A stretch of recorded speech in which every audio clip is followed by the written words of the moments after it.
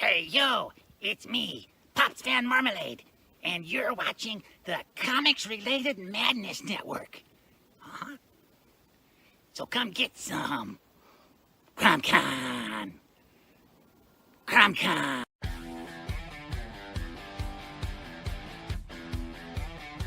If you're a fan of comic books and comic book conventions, Daytona Beach Comic Con needs to be on your list of must-attend events. It's a show that actually focuses on comic books. Imagine that! This year's event is happening on Saturday, September the 6th, and Sunday, September the 7th. Silverline creators will be there, so we'll see you at the show. If you find yourself in the Orlando area, and let's be honest, doesn't everyone come to Orlando for the House of Mouse? Head over to Coliseum of Comics to get your comic book fix. Be sure to check out their location on East Colonial Drive, where they carry a wide selection of independent comics, including Silverline books. Stop by and don't forget to tell them Silverline sent you. Hey, if you're an independent comic creator looking to get your comic printed, look no further than Kablam Digital Printing. They print our comics and do a fantastic job. They can even print special edition covers. When you reach out to them, be sure to tell them Silverline sent you. Looking for a bold way to boost your business? Advertise with Silverline Comics, reaching readers across the U.S. and around the world. Affordable rates, passionate fans, and national and international exposure, all packed inside thrilling, action-packed comics. All ads must be PG-13, perfect for reaching all ages. Spots are limited. Grab your ad space today and become part of the adventure. Silverline Comics, where adventure lives and your brand thrives. Email us at silverlinepublishingllc@gmail.com for more information. And make mine Silverline. Hi, this is Tim TK, host of That Silverline Show on Tuesday. Join us at 11 p.m. Eastern, 8 p.m. Pacific every Tuesday night as we discuss pop culture and the joys of making comics. Hi, I'm Barb Kilber, co-host of Silverline's Wednesday Wham. Join us each Wednesday nights as we discuss comics, literature, movies, and anything else that may catch our attention. I'm Roland Mann, and I host Silverline's Silver Sunday. Join me every Sunday at 8 p.m. Eastern as we make mine Silverline.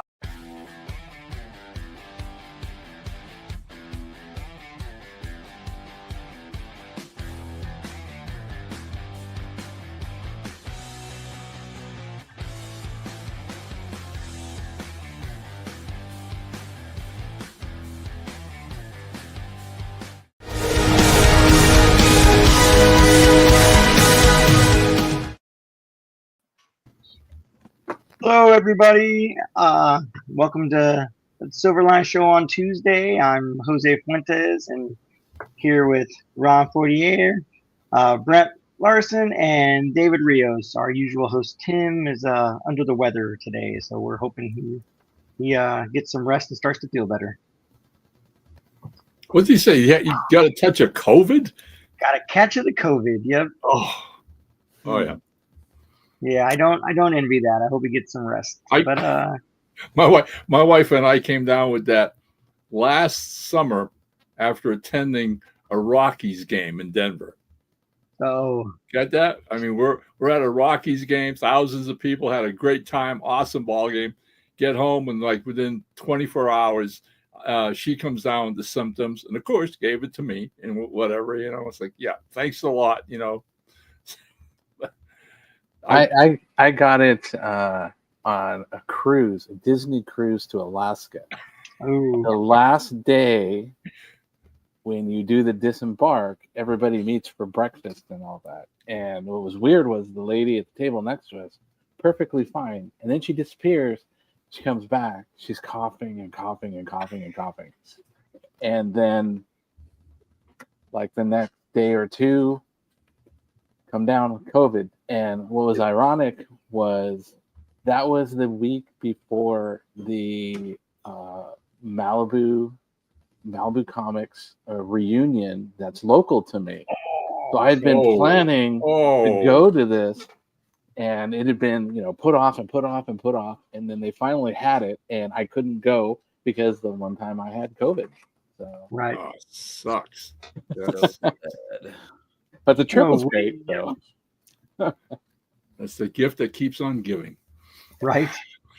Yeah. Listen, I will tell you, before every convention, at least a week maybe a week and a half before a show. We usually take, people do vitamin C and stuff like that, but we buy Zan's Insure Herbal, and I'll start what we call dosing. It's got a little dropper, and I'll start dropping like twice a day, like in the morning and in the evening, just to boost, because it's an immune booster, just to boost up my immune system, and drink OJ within like the last week, just to get in as much vitamin C and everything, just because, it does indeed happen. You go to conventions, there is, a valid thing called con crud, and you don't want to not shake people's hands, because you don't want to be rude. I mean, I know that since COVID and whatnot, there's the customary fist bump and whatnot, but I'm an old guy, and I like shaking hands. I think shaking hands is important. You know what I mean? You get a good handshake, you make eye contact. People tend to remember that more than just fist bumping along the way.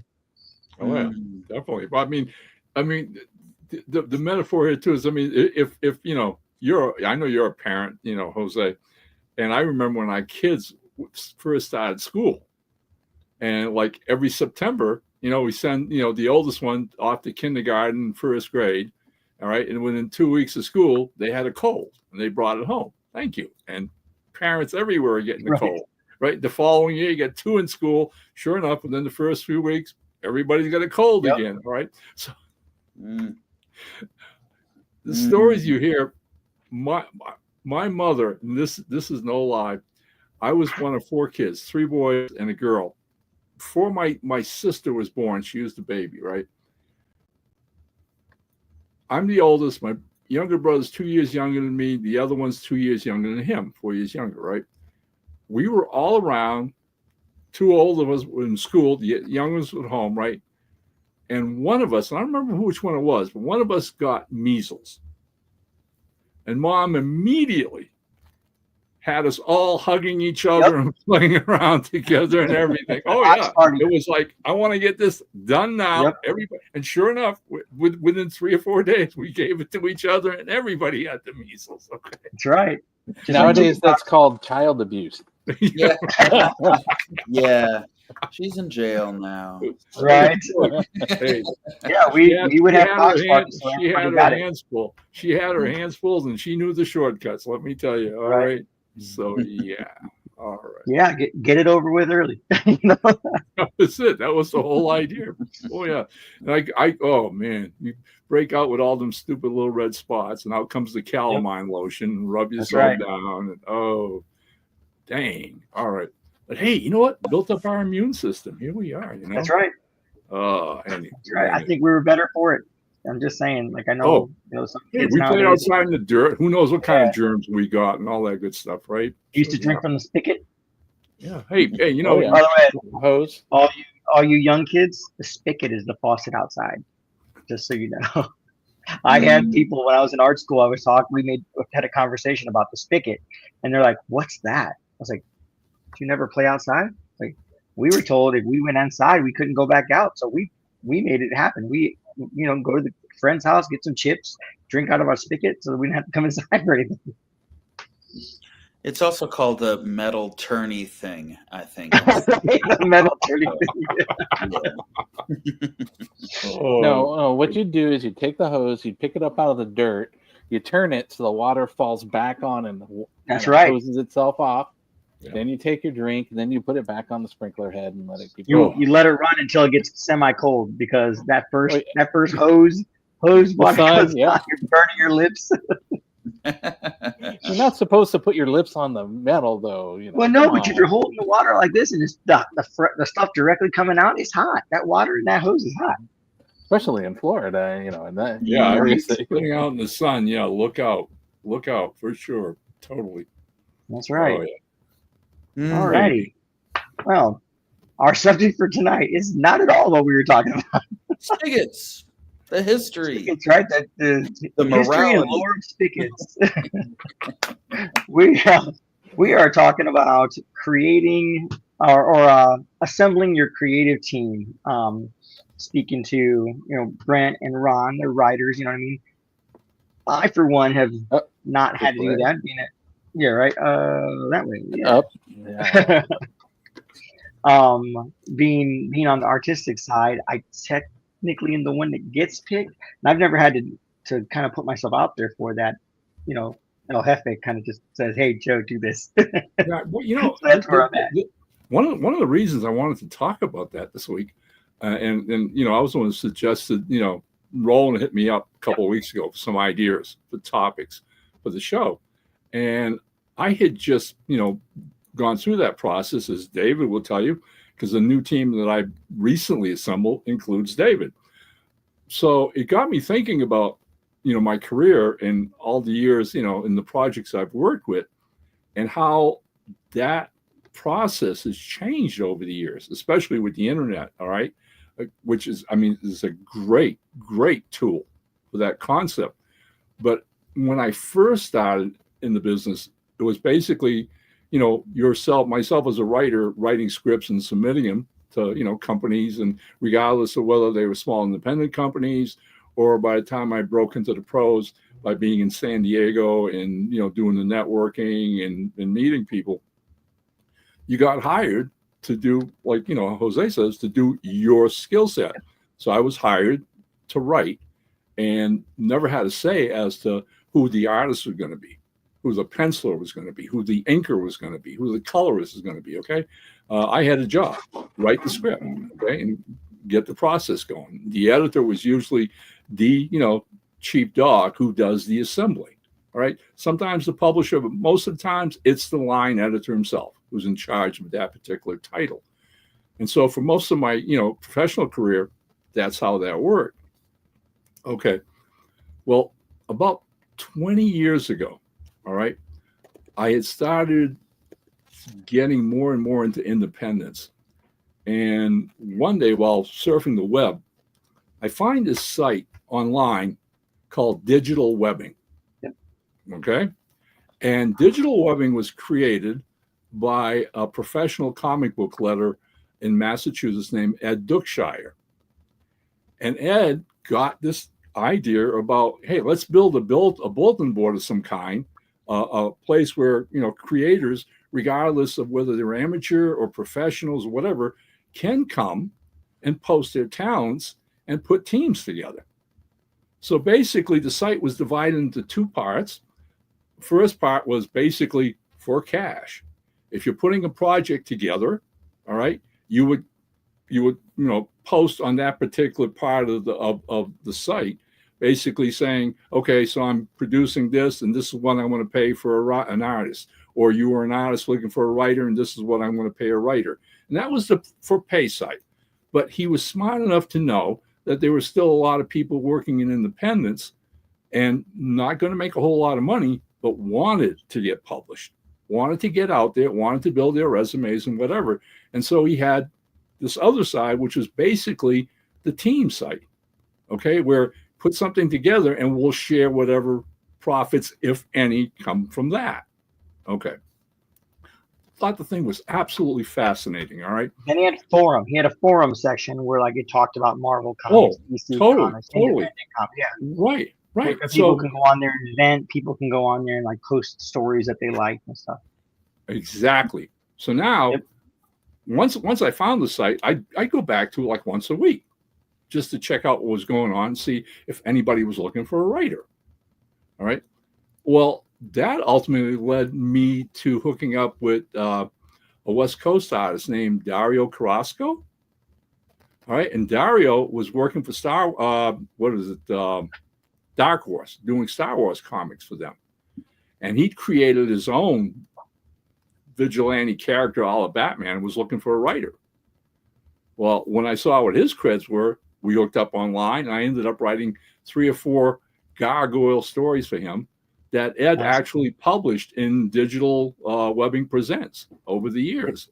So, hot dog, all right? That's cool. In that time frame, what happens then is I get an invitation to go to Atlanta that fall for Dragon Con. And it was my first time ever to do Dragon Con. I'd done San Diego a couple times, and never done Dragon Con. Well, go down to Atlanta, and man, what a weekend. That place blew me away. Okay. All the hotels, thousands of fans, everything going on like crazy. Somewhere in that weekend, there was a guy, and I was still living back in New Hampshire at the time, which is a key point of this. I find out there's some guy who made his own independent horror film called God of Vampires. Guy's name was Robert Fitz, right? He'd gone to cinema school and all this good stuff, and he was an expert in cinema makeup and all this. And so he made this low-budget horror film in Massachusetts and Vermont. And lo and behold, I find out he actually was from New Hampshire, where I was living at the time. We hooked up, and one night at the con, he was giving a presentation of the film. Now, after the film's all done, a lot of us pros go up to the courtesy room, and we're all sitting around talking or whatever. Bob's a great guy. We hit it off. And so I said, so what's the plan with the film? I mean, he goes, well, he said, I'm kind of hoping to do film festivals. So I'd really like to get out there and do film festivals. Okay, so I'm thinking, and I went, I've got an idea that maybe might work for your marketing. He goes, what are you thinking? I said, what if we produced a little comic book, all right, connected to your film? And what I came up with was the idea of writing a 16-page black and white comic that would be a prequel to his film. The story would, a little background story, and it would end where the film begins. We'd get him printed up, and he could take him to film festivals. He'd set up a table outside the halls where the film was showing, and he'd have the comics there. You could get buttons, T-shirts, or whatever, all to promote God of Vampires. So, Robert thought, what a great idea. I said, well, hey, fellow New Hampshire, I'm glad to help you out. He says, well, how are you going to do this? I says, I've got an idea. We'll stay in touch, exchange information. I go back home, and boom, right back to digital webbing. And I start scouring the site, looking for talent. Okay, so here we go. And this is mind-boggling for me, right? Within a couple days, I find Javier Lugo. All right? Huh. Yeah, okay. Javier is just getting into the business as a penciler, and he's looking for work. Anything he can get to draw, he wants to find. Well, by now, I've already got my own creds with having done, Green Hornet and Terminator and Gene Roddenberry's Lost Universe. So I posted that up when I was saying it. I'm saying, hey, look, this is going to be a little marketing giveaway kind of thing. There's not a whole lot of money, but it will get published. I guarantee you it will be in print. You can get copies and show them to other publishers or editors or whatever. So Javier signs on, right? In the meantime, I'm busy writing the 16-page script. Now I've got a penciler. Okay, well, next up, I need an inker, even if it's black and white. I need somebody to ink this. And Javier didn't want to do it. At this time, he was concentrating on his pencils. Okay, so back to digital webbing, right? I started getting samples from people and end up, and I don't remember the gentleman's name. The next two guys I don't remember, but you just have to hear the story. The guy who we ended up picking to ink his pencils was from Mexico City. This is Mexican artist from Mexico City who signed on to ink Javier's pencils. Terrific. All right. Meantime, I posted on the lettering section. We needed a letterer. All right. Okay. Within a week, again, get samples. We get this one guy, his letters were awesome, through the roof, who came from England. Okay. This whole comic is now done digitally. Javier pencils it, sends it to Mexico. It gets inked, gets sent to London, it gets sent back to me in the States, and I find a publisher willing to do this, for what price, Robbie could afford to get them made. And we produced this 16-page prequel little horror comic, all right, which I think I still have some copies hidden away someplace in my office now or whatever, right? But that entire experience, I really sat back and said to myself, this is nuts, okay?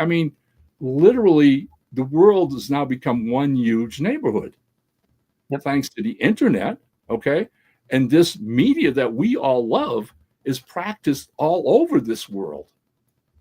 So, again, anybody out there who wants to do this now, in the interim, I just discovered, like, a few weeks back, that I guess digital webbing is no longer active. I think Ed pulled it down, but only because now there are at least dozens of sites like this online. If you go looking for them, never mind Facebook. Facebook is a great place to put out an ad and say, hey, I'm doing this project. Who wants to help me out? All right. There are several groups on Facebook that have been created, like, for artists wanting to just showcase their work, or writers and like trying to look for artists and vice versa.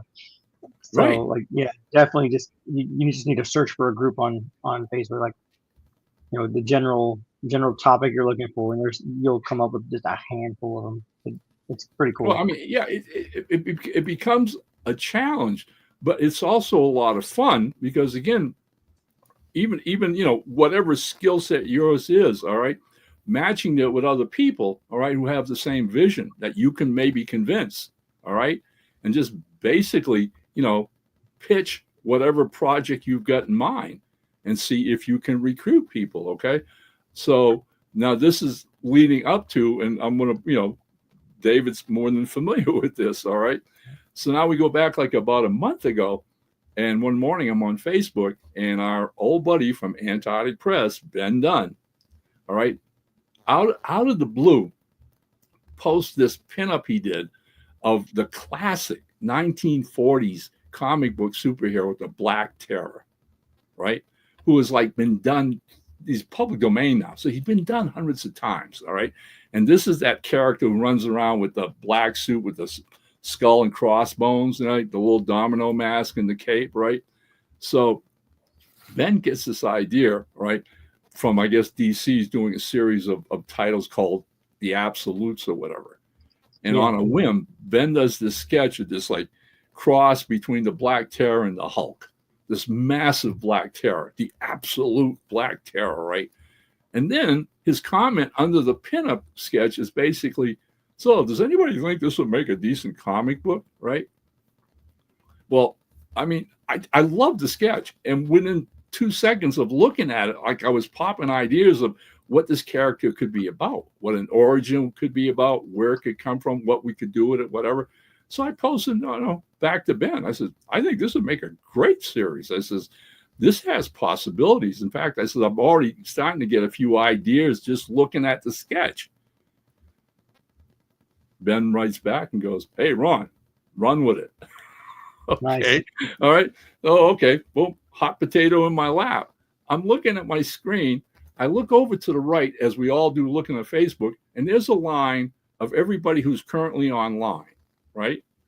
And who do I see listed but Del Barris, all right, the former Philippine artist who came to this country back in the big, Philippine invasion of the late 70s, early 80s, and worked for all the major companies like Ruby Nebres and tons of others that I'm forgetting now, right?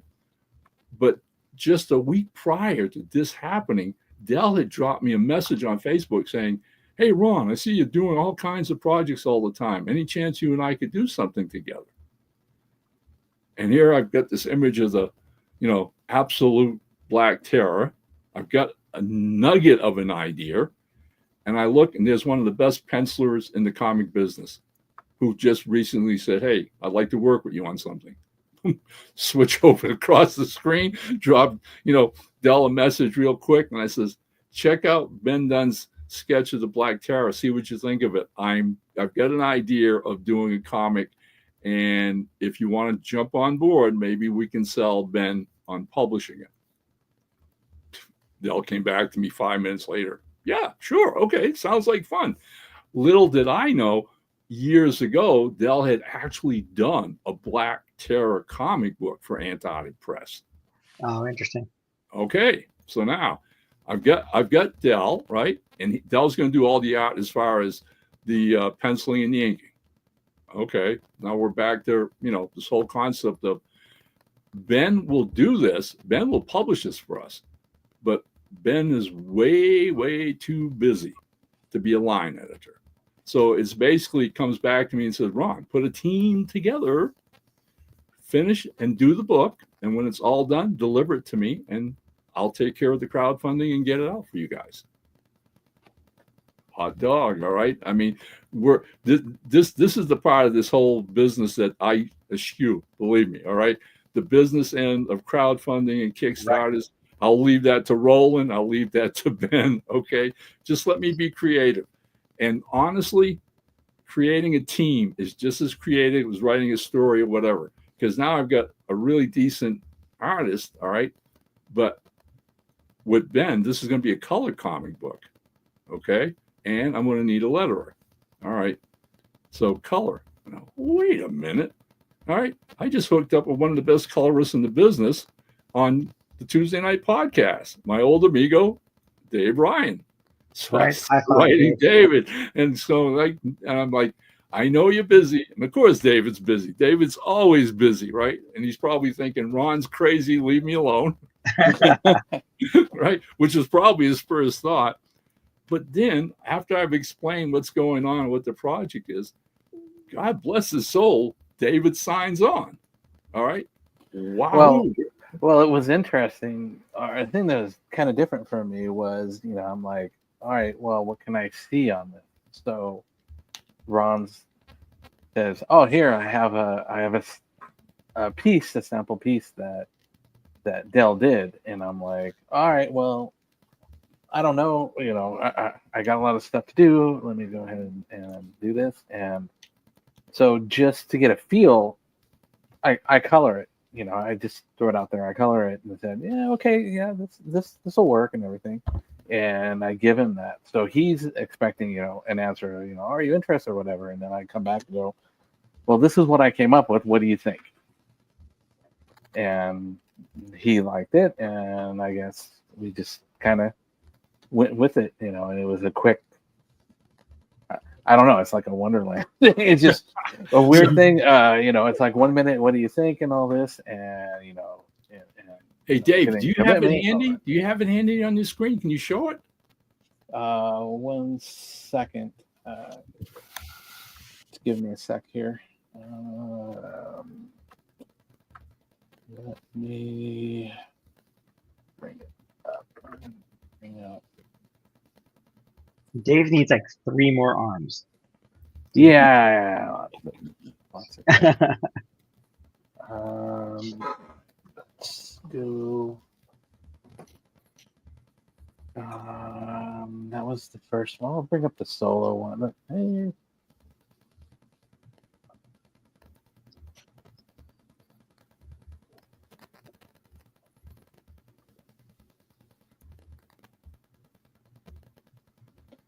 All right, so let me go ahead and share this. 2%. Screen window. This one. Share.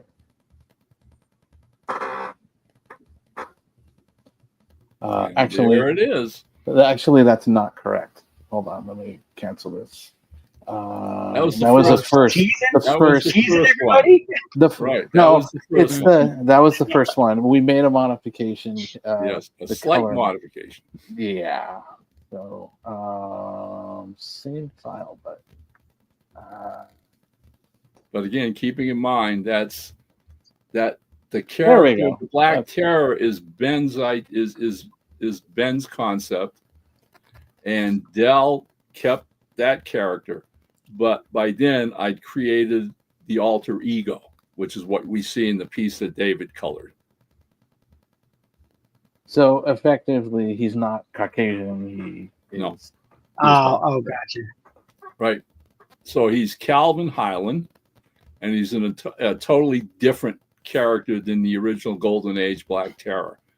And I've had people who've seen this, because we posted this all over the internet to get people excited about the project, and they are.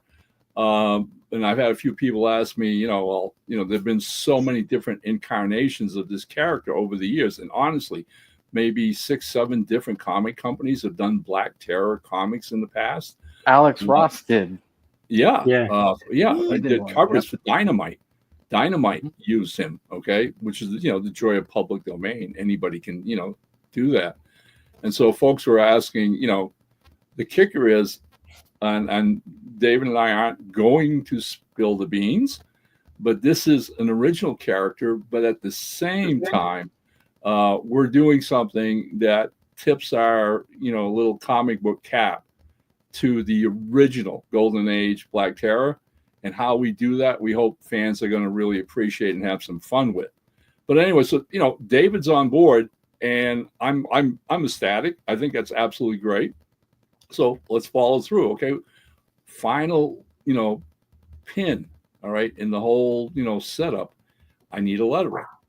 So now this is back on Facebook using that pinup and saying, hey, I need a professional grade letterer. All right, we're putting together, it's going to be hopefully a fun action adventure series. And we need somebody, who wants to join the team.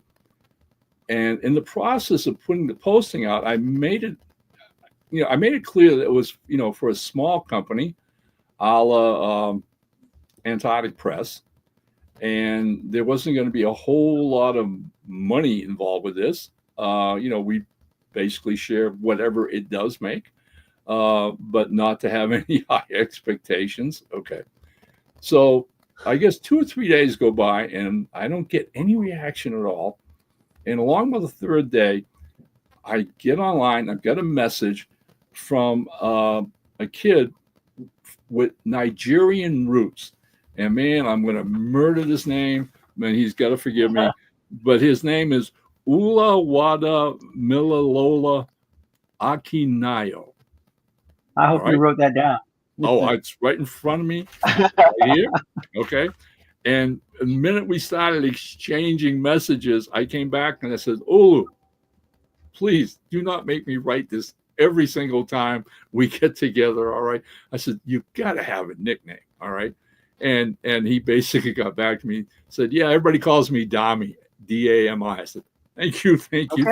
All right. What's interesting about that is if you're familiar with Star Wars and you think of Grand Admiral Thrawn, is his name is Mithrandu, whereas it's taken from the middle. Thrawn is taken from the middle. As opposed to Dami is right in the middle of his name. So I thought that was very interesting. Oh yeah. But at the same time, and this is on me. I think my posting was somewhat vague. All right, he's been at this for a while now, and he's worked for several different companies. So he's got experience as a letterer. I've seen samples of his work. It's gorgeous. It's professional grade, which is exactly what we wanted. But in his introduction letter to me and talking, he starts giving me his page rates. And put the brakes on, right? And I immediately, wrote back and apologized that hopefully, I'm sorry if I hadn't made myself clear, but we just couldn't do that. And then, elaborated, to the point of what we were doing, how we were doing it. And, if that was, deal breaker and he had to have, a guaranteed contract or money up front for page rates, then I totally understood. And no harm done, no foul, and let it go. Still at the same time, kicking myself going, we lost a really good letterer. 2 hours later, he got back to me, goes, oh, okay, well, that makes sense. I'm on board. Okay, so I'm on board. That's it. Went back to Ben Dunn and said, we have a team, buddy. We are putting this thing together. And as of now, that's where we stand. Dell has finished the first 5 pages of the book. It's going to be a 25-page opening chapter. As David asked me a couple of days ago, how long is this thing going to be? And my answer to him was, I really don't know right now. Because basically, guys, this is seat of the pants writing. All right. I had an image and a nugget in my head. We worked out this concept of how we do the story. David's been a trooper. David's doing like extra duty on this thing, which you will understand when you see the first issue. But basically, once we got into the story itself, I just followed along a certain path and tried to keep it fresh, tried to keep it original. And if it started to bog down even the slightest, throw in some bits of, action, typical traditional comic book superhero type action. But it's a different kind of story, and fingers crossed, by the time we get it done and Ben gets it out there, it'll be worth the wait for folks. So those are my stories of putting teams together. And like I said, you're going to find today with independence being so popular, all right, and with the technology of the internet and with this whole ability to reach out and touch people from all over the world, all right, this becomes almost in and of itself a creative art process, all right, of understanding who you need, getting people on board.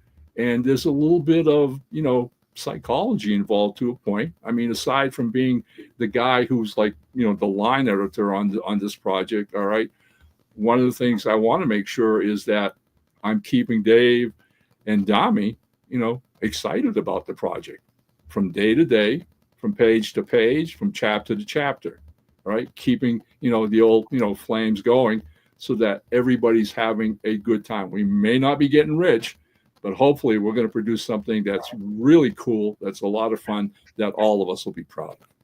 Ron's sending you cookies, isn't he, Dave? Don't lie. He tells me. Like it was a very quick turnaround. I thought it's like, it was a casual this and that. And then, next day, did you look at this? I could tell Ron was pretty excited, but I had to be upfront with Ron. I said, also, I'm doing stuff with Silverline. I have stuff for commitments with Roland, and I'm folding things in, but I have to keep Roland stuff going as well. I was able, while I was waiting to get the first pages, I was able to get the last pages of Demon's Tales set up and to him. So I'm just waiting for his feedback and all that. And in the meantime, also in the downtime, I've been started the next Silverline book that I'm working on, which is coloring Silver Storm, 4-issue. So I'm balancing. Sleep's a little tough, but again, there's that awareness that I have, obviously, all right, of when you work like we all do, there's a point where we all have multiple projects on our desk, okay? I mean, I know Dave did right from the start, all right? I've teased people about this fact, but I mean, I'm actually involved with 9 active ongoing comic series right now, right? I don't do those all the same day, all the same week, all right? You just jump back and forth, all right? And that's how you maintain doing that. So one of the ideas that we set up initially, even with Dell, is that once we had the team assembled, I made it quite clear that, okay, so let's each help each other as this goes down the line, all right? I'm not going to wait. I'm not going to let Dell wait, all right, for a week and a half for a script. I wrote the first 5 pages and sent him the first 5 pages so that when he had some downtime from his other project, he might maybe do a page, all right? My direction was, Dell, get 3 pages done and send them to Dave, all right? And no, I don't care if it takes you another week, 2 weeks to get another 3 pages, but Dave will have some pages. The same applies to Dave. When Dave finishes coloring X number of pages, he's going to send them on to Dami. All right, because Dami's also working on other projects too. So the kicker with this is, and we should have made it obviously clear from the start, is no deadline, none whatsoever. The book is done when the book is done. All right. I mean, I've finished a 25-page script and I'm moving on to other things now. All right. This is going to take these guys a while to finish this book. And I know that, and I expect that. But hey, I'm getting quality material here. I'm getting quality art, quality coloring, quality lettering. I'm in no rush. I'm not going anywhere. All right. We're going to hopefully produce a really nice package. Now, along about the time Ben Dunn gets it and says, hey, I'm going to start crowdfunding this to get it out, Ron's going to sit down and say, well, I guess it's time I write chapter 2. And I'll go back and start writing chapter 2. All right. And amidst what I'm doing with those other 9 comic series. There you go. Yeah, the key for me was it can't come and just push everything out of the way and course not. everything has to drop. And even the fact that everybody has multiple projects that they're working on, it's worked out. I mean, we've had a lot of steam. Yeah, you said Dell's had the first 5. I've gone through and done 4 of them and given them to Dami. And I'm, like I said, I'm switching back and forth. I'm doing Silver Storm pages, and waiting for whatever changes and things that Roland needs for Demon's Tales, so we can finish that up. And this is the way it's going to go, and it seemed to work out pretty well. So I think one thing that we do need to kind of address on the assembling team is this was a very, very easily flowing thing. A lot of the pieces tended to fall in because you had people doing multiple things. There's no deadline, quick responses back. But there are times where there are struggles. One component, you may be missing one component that holds things back. Oh. And you have to wait for that opportunity to come. Right. So in this one, it seemed to go a lot quicker than I expected, but I think it worked out, and it's working out. Yeah. Again, it's like I said, I am really, really happy with everybody's attitude. I mean, as far as starting with Dell. Dell's excited about the project. Now the first script is finished, and everybody's had an opportunity to read the entire thing, beginning to end, know what it's about, what we're doing, etc., like that. When Dell wrote me today and turned in page 5, he had a few questions about the script. Now that it's finished, and I answered those questions to him. And hey, anybody in the team wants to give me a suggestion on this or that, I am all for that. All right, this is a team project. It's one of the reasons I love doing comics, anyways. It's not something I do by myself. It's something I do with a group of talented people. So. All right. Ron, did you lay out your idea in depth ahead of time in a pitch to each different person, artist, letterer, colorist, etc.? No, not really. Like I said, I pretty much leaned heavily on that original pinup that Ben first and then Dell adapted. David brilliantly colored, all right? And then it was a case of explaining what I wanted to do. There is a hook in this. And again, it's something that we do not want to give away. There is going to be a really, really, what I hope is a really fun surprise for readers when they pick this up, because they're already familiar with, their concept of the Black Terror. All right. But between, Dell, myself, David, and Dami, we've come up with something that nobody's done before. All right. And that, I think, was another part of the appeal of this and what that meant, how we were going to, produce this particular comic book. It was different. And I think the guys appreciated that. So I think that was part of the hook of them wanting to be involved with it. All right. And again, like I said, I'm being as vague as I can be, because I don't want to let this cat out of the bag. All right. It's working. It was a cool idea. Everybody's on board, and we're making it work. So here we go. Now, again, what I will say again is I was writing this by the seat of my pants. And by the time I finished it, it's the story I wanted to tell, but it ended up in a place that I didn't know exactly when I started writing the script a couple of weeks ago. I had an idea, where I wanted it to go, but the characters, the situations, the challenges, the conflicts, all the good stuff that makes hopefully a good story set a direction. And ultimately I followed it along. I just kept popping in my head. I have friends who are plotters. They don't write a single word unless they've sat down and plotted the entire story out. And I don't care if it's a comic book script or it's a novel or a short story or a movie script. They've got to plot every single scene and be in total control, and away you go. And my thought is like, aren't you just writing it twice? Really? Come on. Okay. I mean, no offense, but the magic of writing to me is seeing it surprise me, seeing where some of these ideas are taking me, when all of a sudden logic and the muse and whatever suddenly give me a detour, right? Whoa, this is way better. This is good. This is good. This ain't so good. Blah, blah, blah. And so, yeah, seat of the pants writing. All right.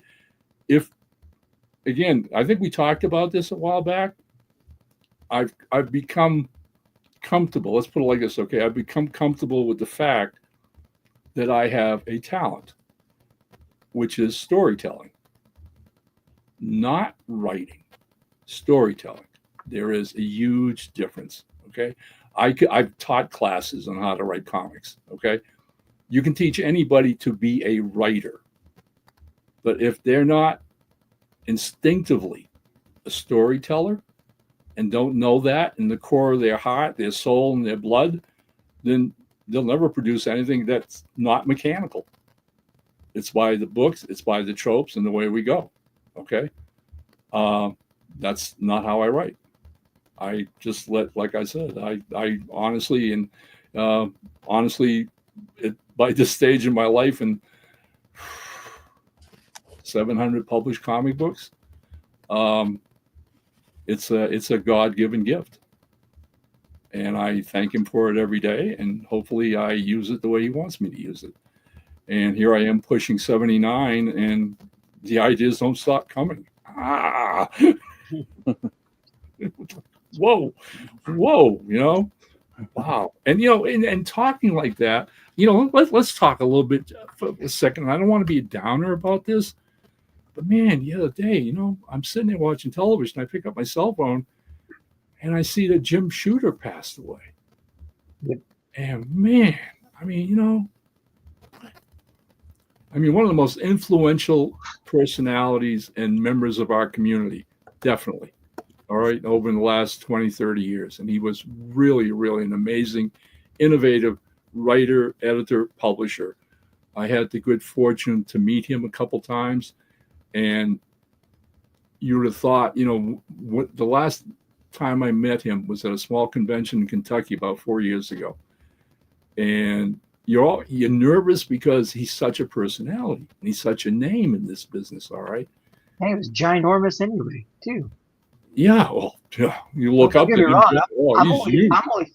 I look up at everybody, but but one of the most gracious, kindest gentlemen you ever wanted to meet in your life. Look in this business. I'm a gnat off in the corner someplace. All right. Whatever people remember me after I'm gone, I'll be lucky if one comic. Okay. But this guy changed this industry. He did. Yeah. Right. And so I'm expecting maybe an ego or whatever, right? None whatsoever. Right? None whatsoever. Just got into the industry. Enjoyed being with the fans. Enjoyed the conversation he and I had together. It was really, really nice thing. And that's why when I found out about his passing, it knocked the feet right out from under me. And hey, the guy was 5 years younger than I am. Wow. Cancer again. All right. Keep praying. I have no idea. I'm reading about it right now. Oh. Yeah. Good. Yeah, and I've seen nothing but nice things that people. I never had the privilege and honor of meeting them, but nothing like of all the people that I follow, artists and writers, stuff like that I follow on social media and whatnot. Like everyone, and I know when people pass, everyone has nice things to say about pretty much everybody. I'm hoping somebody will have something nice to say about me when it's my time. But nothing but like nice things, and just like talking about how like they had great experiences with them and stuff like that. So. In the end, I guess it would have, like I said, it would have been great to meet him. But there's several others that in my lifetime that I've not been able to meet that have already passed on, and then some that I have, and I definitely feel privileged to have been able to meet the ones that I have, and on top of that, work with some of the ones that I enjoy working with now.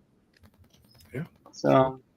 Anyways, Yeah. hey, every day is a treasure. You know, we call it the present, and that's what it is. Right. It's a present, all right. And all of us should be, you know, out there creating to the best of our abilities. All right. That's what that.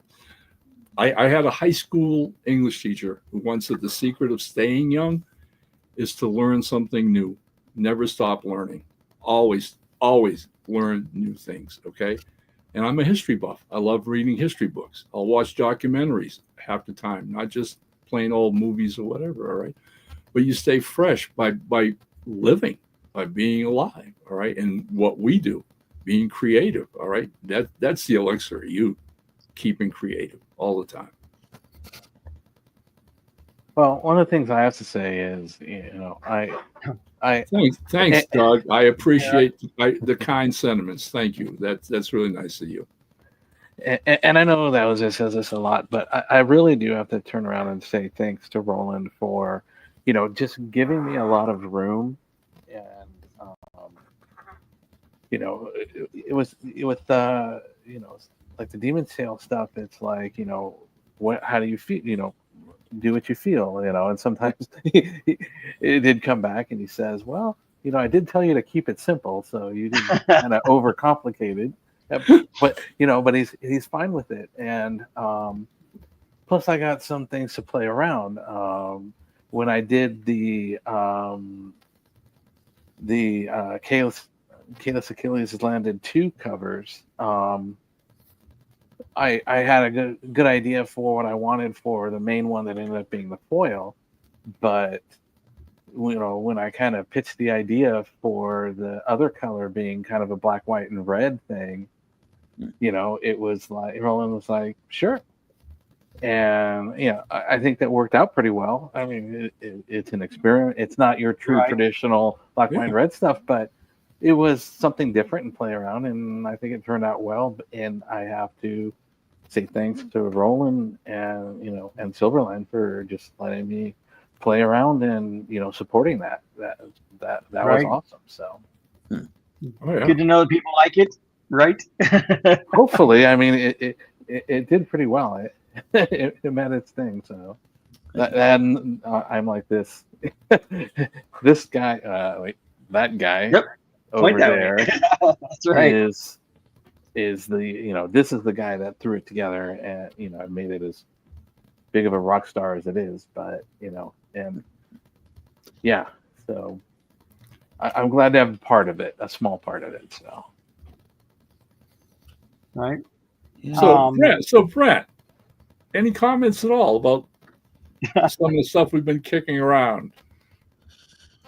Well, I'm pretty much a newbie at this thing, but I will say, I've told this story before, but when Roland was helping me kind of put together the idea of what Kalis was going to look like eventually, and he suggested I get onto a website called penciljack.com. Yep. And basically, I just got on there and said, "Hey guys, I'm looking for an artist for a superhero / government conspiracy comic book, and it's a paying gig." I didn't tell him how much I was going to pay, but hey, you know what? I'm going to get him looking.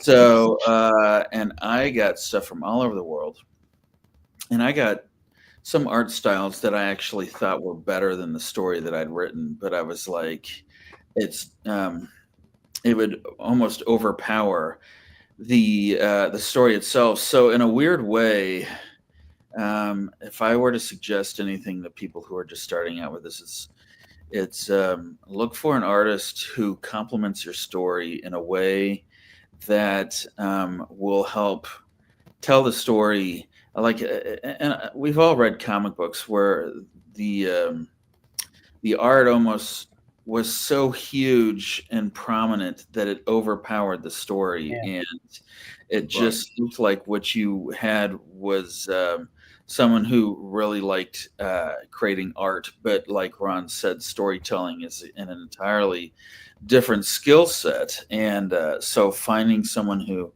can be an artist but also is a storyteller too is a really key thing, I think. And I also realize when you're starting out, a lot of times beggars can't be choosers. So you might end up working with the guy who, he's your neighbor and he will do it if you can borrow his grill or something like that. So any weird arrangement you can get, sometimes you got to start somewhere, but that's okay. Because, if it works out, great. And if not, just write another one. That's the beauty of, frankly, it's my favorite thing about being a writer is I don't have to invest a lot of money or sacrifice a lot except for time. So, I mean, I think, we're getting close on the hour here, but part and parcel of this whole, again, the thing about the team to me is about communication and opening up with people.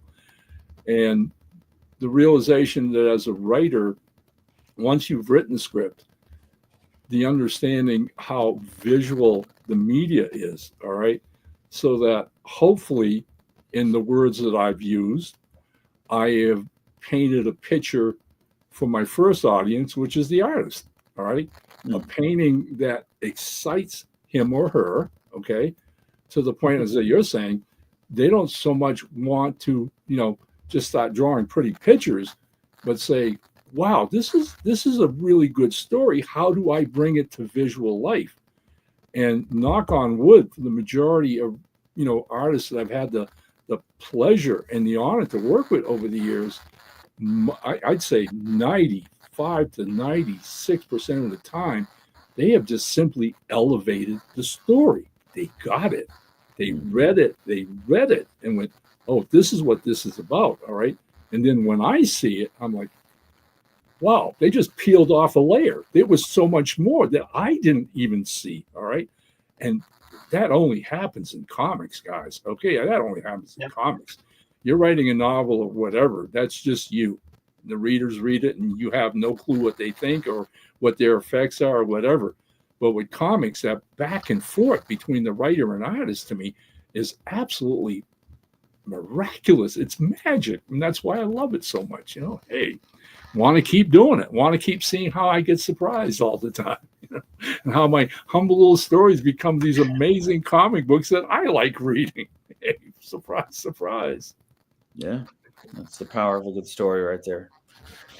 So, and you're right, comics are great. And I love the fact that I've collaborated with two different artists and, or rather, penciler inkers, and they both have different storytelling sensibilities, which I've had to adjust my writing in order to accommodate. But what's weird is that's fine too. Anytime a writer decides that his or her work is so precious that everything just needs to be according to what they want, there's a label for those writers, and that is they're not published. So, okay, you can flex. That's actually a really good thing. Some people are like, "Oh, I have to maintain my artistic vision." Yeah, well, you're also. I know them too. Oh, yeah, big time. Well, you got to kind of think of, if that was the case always, then there would never be editors. Right. Yeah. Because you need that somebody to come in fresh face and say, hey, that works great, but maybe this might work a little bit better. I've heard stories over the years of comic projects, comic titles from both DC and Marvel, where the writers and the primary artists were never on the same page. It was kind of an ego headbutting thing. And fans have no clue because of a marvelous editor who basically held them in line, got, to know what the story was himself, and basically made it work. They chomped and chuffed like little two kids having a temper tantrum, but he stuck to the story and made those comics. Now, those stories, those comic runs become classic. Everybody goes, oh, this was absolutely great. But then interview these guys 10, 15 years later, and how was it working with so-and-so? Oh, he was an SOB. I hated his guts. You're like, what? How did that happen? The editor. It was the editor. All the time was the editor. Took those talents and made them work. Right. Yep. Knew how to move the chess pieces, knew how to Yep. Twist How to eat their ego, make them both feel like they were coming out ahead, and just got the story done. Yep. That's a great editor. Yeah. I mean, All I've only right, ever had one. So any final thoughts? I mean, I think you guys have pretty much hit the nail on the head. Ron was saying, Ron very much went in depth about collecting his team for, not your team, but like the team for the book. And, Brent discussed sometimes you gotta give a little bit, you know what I mean? Some artwork might not fit, or your writing might need to be tweaked to help complement the artwork. I mean, and then everyone's agreed that, conversation with your creative team is it's huge. It's probably to me the single most important thing in working on comics together. You know what I mean? Communicate. And I will say that with saying, sorry, Wes, for hiding in a cave while I was doing pencils for obsoletes. I tried to come up and tell you every now and again. But I, as an artist, I try to be as transparent, as open about what I'm doing and what I got going on as I can, especially like Ron said, posting up with the art, that one piece that you had, to get everyone pumped for it and whatnot. I kept trying to post up pictures of my work in progress pages, so that everybody on the obsoletes team would hopefully get excited for what I have going on for them, so. Well, I'm kind of hoping that once we get maybe 10 or more pages of this particular project under our belts, actually completed, all right, we may pick and cherry pick one or two to post publicly, to keep show off, keep the the attention and the curiosity going, and people maybe salivating a little bit to see what's coming their way. Right. Well, I'm sure we're all looking forward to seeing what you guys got going on. Keep sliding those cookies over to Dave so he keeps getting excited, keeps working. Whatever he wants. That's right. All right. With that, we have been at Silverline show on Tuesday, and be sure to catch our Wednesday show, Wednesday Whammers. It comes on at 9 Eastern, I believe. And on Silverline Sunday. The topic for this Wednesday is they're going to launch the rejects. Oh, they're going to what? Right. They're going to launch. They're going to launch the rejects. Yeah. Yeah, got to bring that up. And from my understanding, I think I believe Roland's hosting that one. That's awesome. Cool. So, very cool. And what was it? Silverline Sunday at 8:00. There you go. All right. So with that said, Tim, we hope you feel better and get back here and take over again. And as we always say at the end of our stream, make mine Silverline. Hi, I'm Dave Dorman. Make mine Silverline.